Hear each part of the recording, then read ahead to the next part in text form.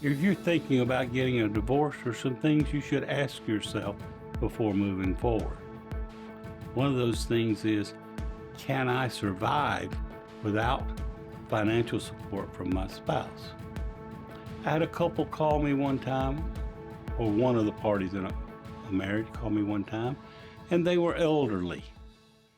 And I was told I want a divorce. And as I talked to them, I realized they were living off of their Social Security. Neither of them had very much Social Security coming on. And it would really be impossible for them to live separately. So I advised them to get some counseling to try to see if they could reconcile their differences, because the financial circumstances they would be placing themselves in were probably not anything neither of them could live with. You need to look at what your circumstances are going to be after the divorce. You need to look at, is the marriage really over? What has caused you to think about doing this? Are there other solutions? Can you go to counseling? Can you maybe talk with a minister? Are there ways to reconcile without having to go through a divorce? You should ask yourself, if you're considering a divorce, how is this going to affect my children? What will life be like for my children? The children are a real important part of your life. I'm not telling you not to seek a divorce if things are just unbearable. That's what we're here for. We help people get through that process.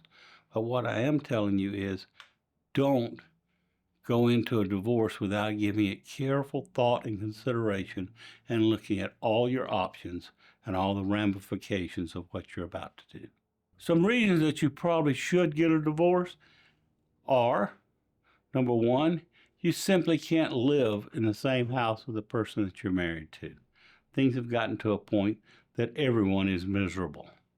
Number two, the current circumstances are not in the children's best interest.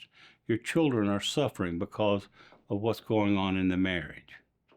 Number three, your spouse may have a problem with alcohol or drugs or criminal conduct.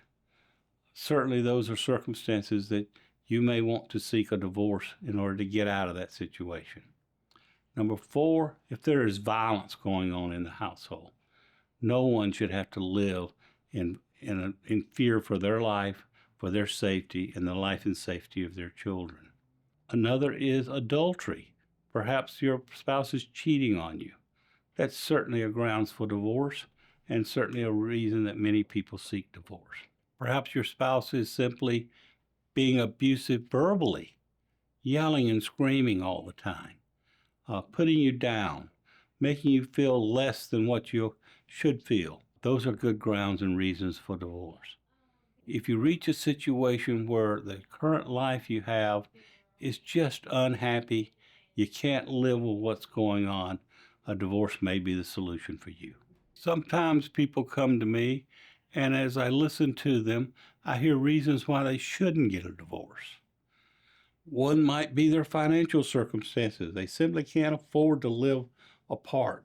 This often I see in elderly people that are living off of Social Security. Another reason is they think it'll save them money on taxes. Probably not true, but somewhere somebody's planted a seed in their head that they can get a divorce and save money on taxes. Three, they think that they may be able to get some other social benefit from the government if they get a divorce.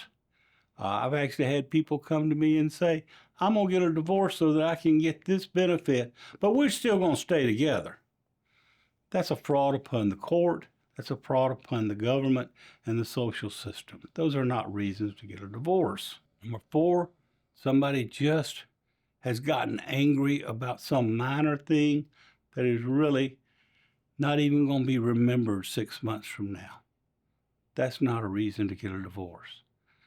You got married because you loved each other. If you still love each other, you need to try to find a solution to your problems. There are many things you should know before filing a divorce. One of the major things that you should know is, what is the process? What can you expect in the divorce? And what is your life and the life of your children going to be like after the divorce? If you have any questions about things you need to know before filing for divorce, come see Daniels and Taylor. We'll be glad to help you.